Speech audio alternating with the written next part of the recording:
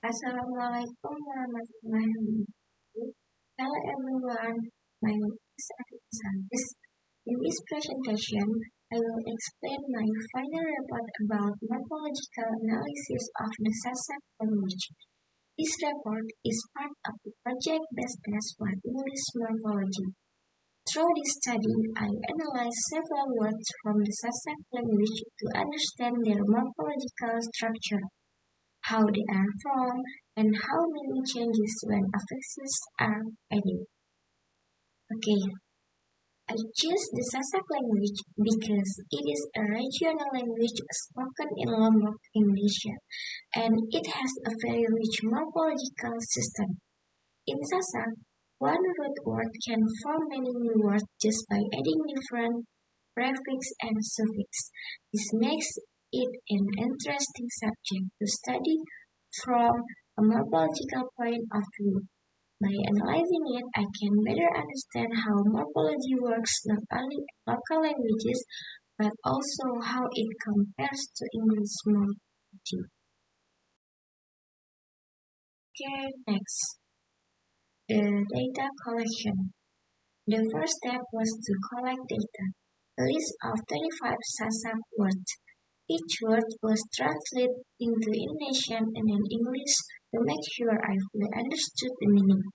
These words cover different parts of speech, such as verbs, adjectives, and nouns, so I could analyze a variety of morphological structures. This stage is very important because it provides the foundation for all further analysis. And then the example words. Boronas means washing dishes, Barari means getting married, and then Beseang means divorcing. Okay, the morpheme analysis. This stage I analyzed 10 words in detail. Each word was divided into morphemes, the smallest units of meaning. A free morpheme can stand alone, while a one morpheme must attach to another morpheme.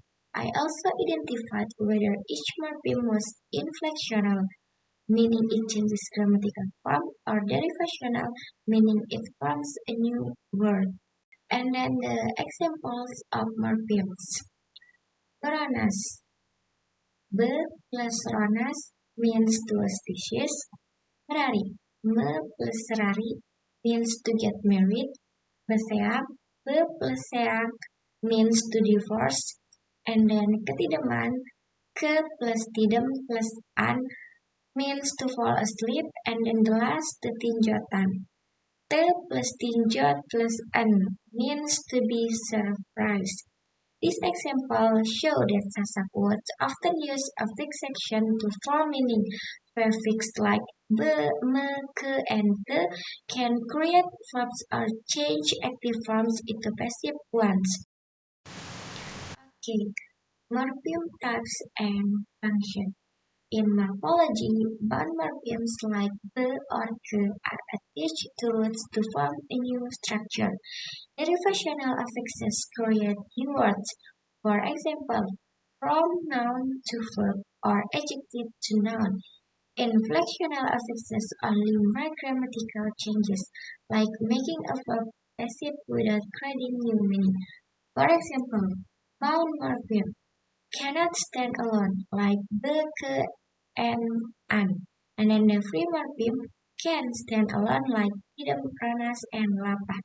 And also the revisional affix creates new meaning or word class, and then the inflectional affix changes grammatical form only.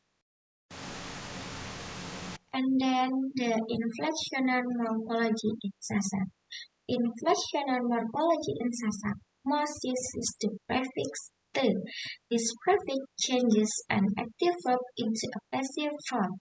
For example, seang means to divorce, while teseang means to be divorced. The word class doesn't change. It's still a verb, but the grammatical rules does, showing that the subject now receives the action. And then the derivational morphology in Sasak. Derivational morphology changes both the form and meaning of a word. Prefixes like be, ke, and suffix an are very productive. For instance, lapah means hungry, but kelapahan becomes hanger. Ngajahan from the prefix nga gives a causative meaning to cause someone to learn or simply to teach. Morphological processes found. In this analysis of words, the morphological process found is affixation. And the comparison, Sasak versus English morphology. Similarities. Both language is affixation to create words, and then the both can change the class or meaning of it. And then the differences in Sasak, agglutinative, many affixes in a word, and then in English, analytical uses separate words. Although both English and Sasak use affixation, the way they apply it is different. Sasak combines several morphemes into one word to show common meanings, while English often separates them into different words. This comparison helps us see how morphological reflects the structure and logic of each language. And then the challenges in analysis. One of the main challenges in analysis Sasak morphological was deciding whether a prefix changes meaning or just grammatical form. For example, will can mean to do an action, but sometimes it only marks the verb form. Some words are fossilized, meaning native speakers use them without recognizing the original root, which made the analysis more complex. And then the reflection and conclusion.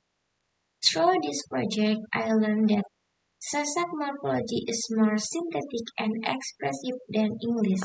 Sasak uses affixes to show detailed meaning, while English uses separative words.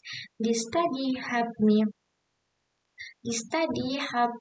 appreciate the uniqueness of Indonesian local languages and understand how morphology reflects the creativity of its. Okay, maybe that's all from me.